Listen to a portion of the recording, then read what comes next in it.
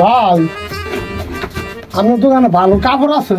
Colour তোরা একটা জাত করবে, একটা লুঙ্গি দেন, একটা শাড়ি দেন, একটা গেঞ্জি দেন, একটা থ্রি পিস দেন, একটা গামছা দেন। 1240, 1380, 1560, 890, 2500 আছে।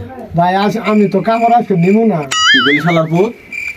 আমার ভাই গালি গালাস পারেন কি? আমার একটা মান সম্মান আছে। মান সম্মান আছে? তোর মান সম্মান গোষ্ঠী গিলাই তুই নিবি, তোর 14 গোষ্ঠী নিব। তুই টাকা বাই কর ভাই। এই যে লোন টাকা দোকান তো ভগতে দেই নেই, কাপড়ও থাকলো তোর টাকাও থাকলো।